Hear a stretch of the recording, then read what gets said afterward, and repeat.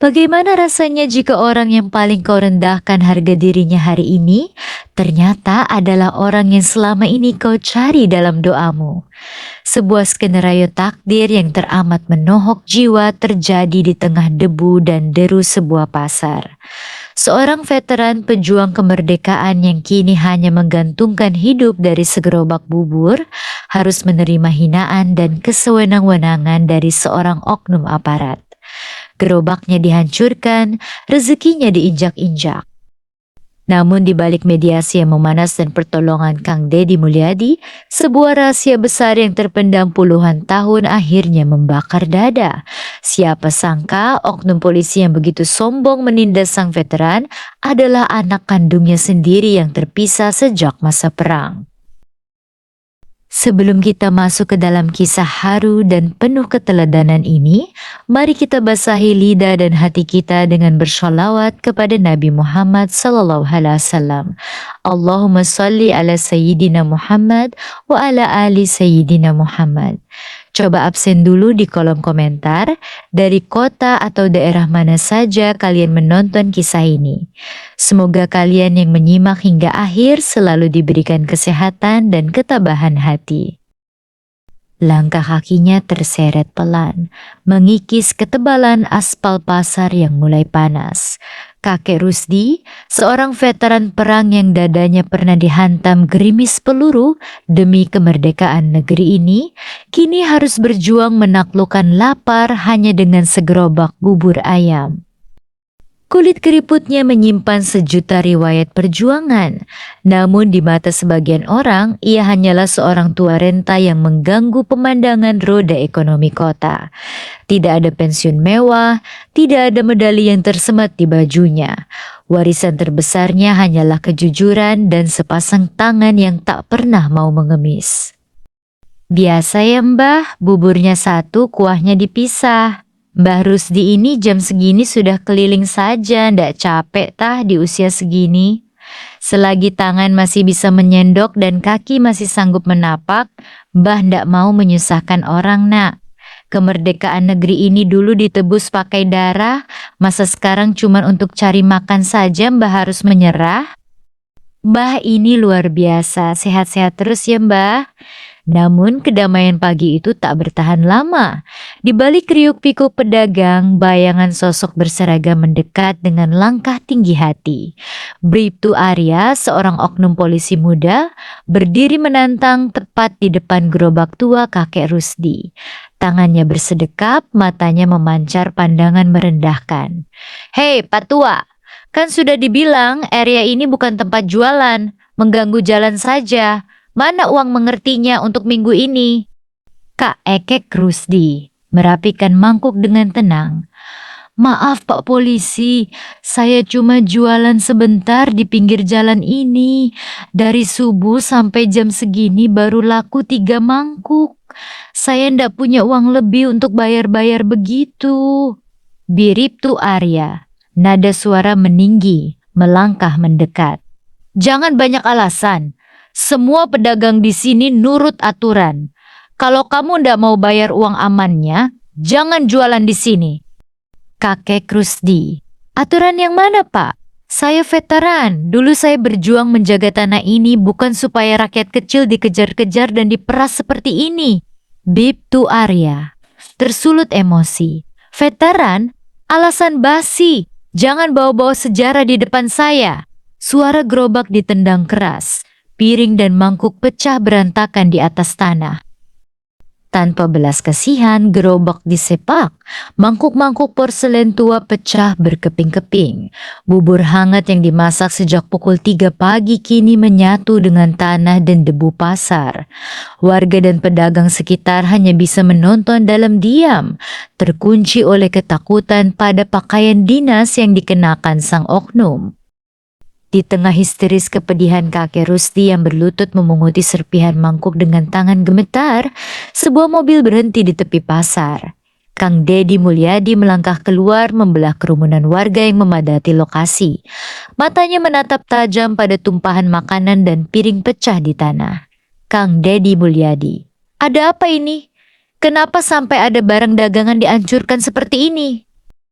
Bribtu Arya sedikit gugup namun mencoba tetap tegas.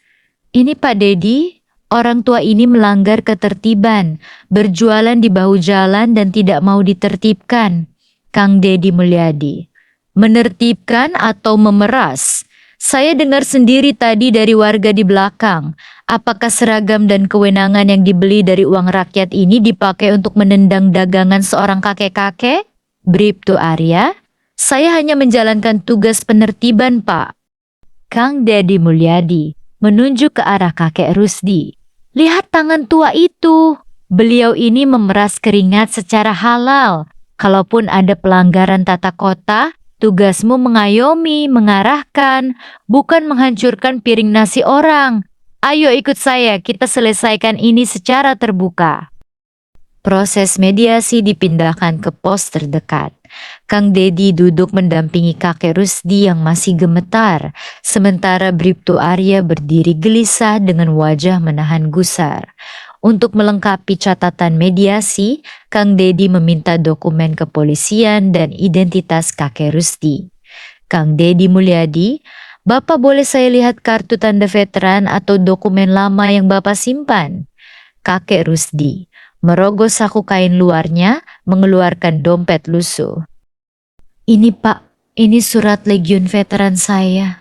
Dan ini satu-satunya kalung identitas militer yang tersisa dari operasi dulu. Namaku Rusdi Sastro.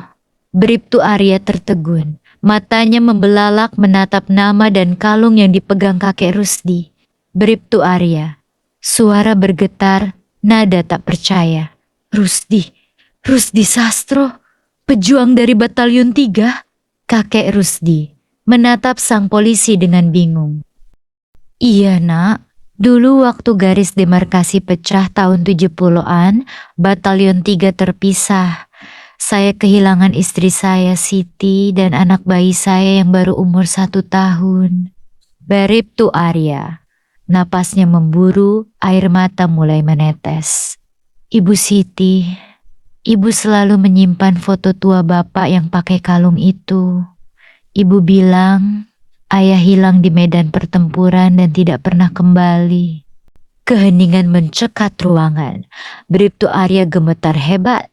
Pria tua yang barusan ia caci maki, pria tua yang gerobaknya ia tendang hingga hancur, adalah sosok ayah yang namanya selalu diucapkan ibunya dalam doa sebelum meninggal dunia. Bribtu Arya, lututnya lemas, jatuh bersimpuh di kaki kakek Rusdi. Bapak, ini Arya Pak. Arya anak kecil yang dulu ditinggal di pengungsian. Ya Allah, apa yang sudah aku lakukan pada ayahku sendiri? Tangis penyesalan Bribtu Arya pecah, menggema di dinding ruangan. Kesombongan seragamnya lebur menjadi penyesalan yang teramat dalam. Kang Dedi Mulyadi yang menyaksikan momen tersebut mengusap dada, tak sanggup menahan haru. Namun tidak ada amarah di mata kakek Rusdi. Tangan tuanya yang kasar dan gemetar perlahan terulur, memegang bahu sang anak, lalu merengkuh kepalanya ke dalam pelukan. Kakek Rusdi menangis haru sambil mengelus kepala anaknya. Arya, anakku, puluhan tahun Bah mencari kamu nak. Tidak apa-apa, Allah sudah mempertemukan kita hari ini. Jangan menangis lagi, ayah sudah memaafkanmu. Bribtu Arya. Ampun Pak, ampunkan Arya. Arya janji tidak akan pernah sombong lagi. Arya janji akan jadi polisi yang betul-betul melayani rakyat. Hari itu sebuah keangkuhan runtuh di hadapan ketulusan seorang ayah. Bribtu Arya berubah menjadi pribadi yang penuh kerendahan hati dalam bertugas, membawa warisan jiwa besar ayahnya. Beberapa waktu berlalu, kakek Rusdi berpulang dengan tenang di rumah sederhananya dengan senyuman tersungging. Sebab tugasnya di dunia telah usai dan rindunya telah terbayar tuntas. Ia meninggalkan pelajaran abadi. Hari itu sebuah keangkuhan runtuh di hadapan ketulusan seorang ayah. Bribtu Arya berubah menjadi pribadi yang penuh kerendahan hati dalam bertugas, membawa warisan jiwa besar ayahnya. Beberapa waktu berlalu, Kakek Rusdi berpulang dengan tenang di rumah sederhananya dengan senyuman tersungging. Sebab tugasnya di dunia telah usai dan rindunya telah terbayar tuntas. Ia meninggalkan pelajaran abadi. Bahwa kehormatan sejati tidak diukur dari pangkat dan kekuasaan, melainkan dari keteguhan, kejujuran, dan keberanian untuk memaafkan. Sahabat beriman, dari perjalanan hidup kakek Rusdi kita belajar sebuah pesan moral yang sangat berharga. Pertama, jabatan dan seragam adalah titipan. Jangan sampai kekuasaan yang kita miliki membuat kita buta dan menindas sesama. Sebab di atas langit masih ada langit, dan roda kehidupan bisa berputar dalam sekejap mata. Kedua, keagungan sebuah maaf. Kakek Rusdi mengajarkan bahwa hati yang besar tidak menyimpan dendam, bahkan kepada orang yang telah menyakitinya. Memaafkan bukanlah tanda kelemahan, melainkan puncak tertinggi dari sebuah keberanian dan ketulusan. Ketiga, makanan yang halal membawa keberkahan.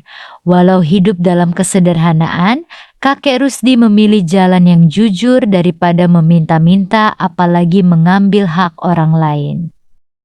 Terima kasih telah menyimak kisah inspiratif ini sampai selesai.